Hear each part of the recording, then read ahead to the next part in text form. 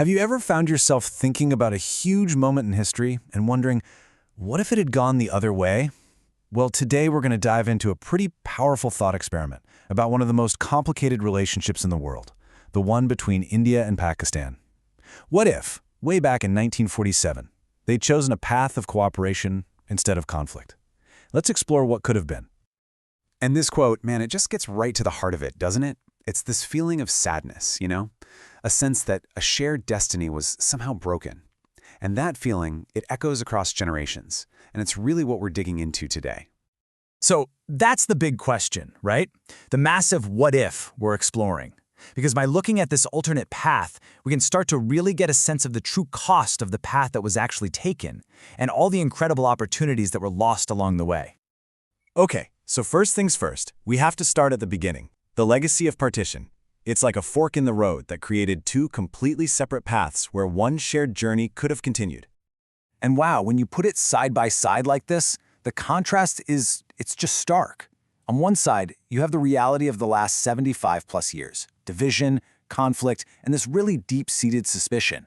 But on the other side, the potential, growth, healing, and unity. And this isn't just wishful thinking.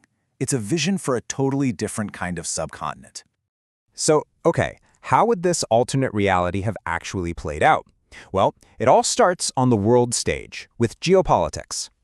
You see, the Cold War, it didn't start the fire between India and Pakistan, but boy did it pour gasoline all over it. Instead of being able to focus on their own region stability, both countries got pulled into the orbits of global superpowers, the US and the Soviet Union. And all that did was make their opposition to each other official. Just look at this timeline. You've got two brand new nations, and what do? They look outward for security. Pakistan looks to the US, India starts leaning towards the Soviets. But just imagine if they had looked towards each other instead. Imagine if they had formed a genuinely non-aligned bloc together. They could have been this powerful, stable force in Asia and in the world. And just think about the ripple effects from that one decision. I mean, think about Afghanistan. A stable, cooperative India and Pakistan could have completely changed its fate. Instead of becoming a battleground for superpowers, it could have been this thriving bridge connecting regions, all with the support of its neighbors. Okay, so let's move on from the big picture politics, because the economic potential here is just staggering. This is where that what if starts to feel really tangible for millions and millions of people.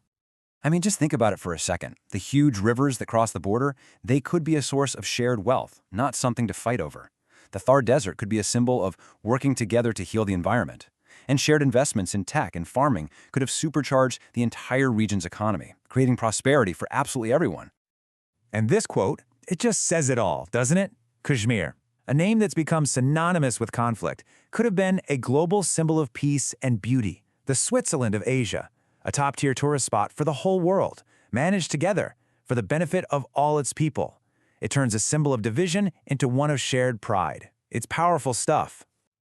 All right, next up, let's talk about something that connects people anyway, despite all the politics: culture. What if those incredible connections were just the norm? We see these little glimpses of what could be, right? Like the incredible friendship and respect between athletes like Arshad Nadeem and Neeraj Chopra. It's beautiful to watch. In our imagined history, that spirit, fierce competition on the field, followed by a handshake and a smile, that would define the whole relationship. And the music, my gosh, can you even begin to imagine? Instead of these rare, treasured collaborations, this kind of artistic fusion would be happening all the time. It would have created a cultural scene unlike anything else in the world. And you could take that even further.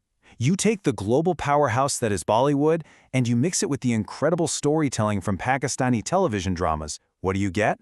You get an entertainment industry that wouldn't just be big in South Asia, it would captivate the entire planet. And that brings us to what's probably the most important part of all of this, the human connection. Especially for the younger generations who grew up with these borders and all this suspicion that they had no part in creating. This right here, this is the absolute core of this whole idea. The languages, the food, the traditions, the history, they don't just stop at a line on a map. The political division is obviously very real, but it's hiding a much deeper truth of a shared identity. So what does a connected future actually look like? Well, imagine this. Students from Karachi and Mumbai being classmates.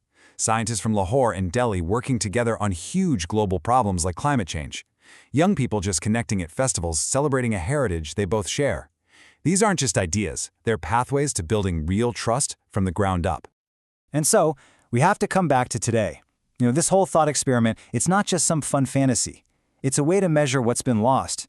The reality we have is one of so many missed opportunities, where suspicion and politics have overshadowed this immense potential. And that's really the question we're left with, isn't it? It's a question that's filled with a bit of sadness for sure, but maybe also a tiny glimmer of hope. Because by imagining a different past, maybe we can find a new way to think about the future. Oh, what could have been?